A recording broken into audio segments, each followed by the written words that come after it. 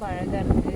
அருமையான காற்று, இந்த மாதிரியான ஒரு இயற்கையான சூழல் உண்மையிலே அழகாக இருக்குது. இங்கே ஒரு குட்டி கதை.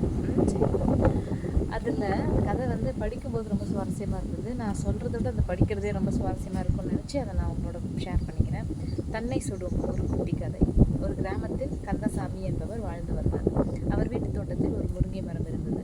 வாரம் ஒரு முறை முருங்கைக்காய்களை பறித்து பையில் நிரப்பி தோளில் வைத்துக்கொண்டு 9 கிலோமீட்டருக்கு அப்பால் இருக்கும் டவுன் வரை நடந்து சென்று ரெகுலராக ஒரு மளிகை கடையில் விற்றுவிட்டு வருவது வழக்கம். முருங்கைக்காயை கொடுத்துவிட்டு அதற்கு பதிலாக அரிசி, பருப்பு, சர்க்கரை போன்ற வீட்டுக்கு தேவையான பொருட்களை வாங்கி வருவார். கந்தசாமி கொண்டு வரும் முருங்கைக்காயின் சுவை அந்த பகுதி மக்களிடையே மிகவும் பிரபலம். இதை பயன்படுத்தி மற்ற முருங்கைக்காய்களோடு கலந்து மளிகை கடைக்காரர்கள் நல்ல லாபம் சம்பாதித்து விடுவார். பல வருடமாக கந்தசாமி முருங்கைக்காய் கொண்டு வருவதால் மளிகை கடைக்காரர் அதை எடை போட்டு பார்ப்பதில்லை. ஆப்பா என்னன்னு கேள் தம்பி. கந்தசாமி சொல்கிற எடையை அப்படியே நம்பி அதற்கு ஈடான மளிகை பொருட்களை கொடுத்து அனுப்புவார். காரணம், கந்தசாமியின் நேர்மையும் நாணயம் எல்லோரும் அறிந்தது.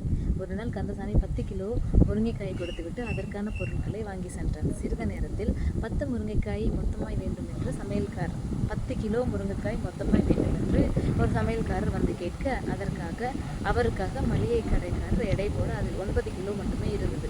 அன்று முழுவதும் மளிகை கடைக்காரருக்கு தூக்கமே வரவில்லை.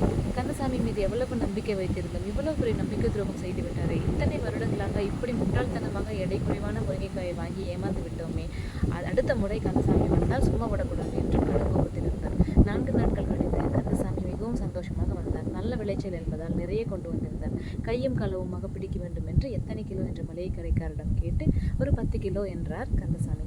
அவர் முன்னாலே எடை போட்டு பார்க்க ஒவ்வொரு கட்டிலும் 9 கிலோ தான் இருந்தது. வந்த கோபத்தில் மளிகை கடைக்காரர் பலார் என கந்தசாமி கன்னத்தில் அரைந்தார். இத்தனை வருஷமா இப்படித்தான் ஏமாத்திட்டு இருக்கியா? கிராமத்துக்காரங்க ஏமாத்த மாட்டாங்கன்னு நம்பி தானே எடை போடாம அப்படியே வாங்கினேன், இப்படி துரோகம் பண்ணிட்டேச்சு என நிலை குலைந்து போனார் கந்தசாமி. ஐயா, என்னை மன்னிச்சிடுங்க, நான் ரொம்ப ஏழை, எடைக்கல் வாங்குற அளவுக்கு என்கிட்ட காசு இல்லைங்க. ஒவ்வொரு முறை நீங்கள் கொடுக்குற 1 கிலோ பருப்பை ஒரு தட்டுலையும் இன்னொரு தட்டில் முருங்கைக்காயும் வச்சு தான் எடை போட்டு கொண்டு வருவேன். இதை தவிர வேற எதுவும் தெரியாதுங்கய்யா என்று காலை பிடித்து அழ ஆரம்பித்தார்.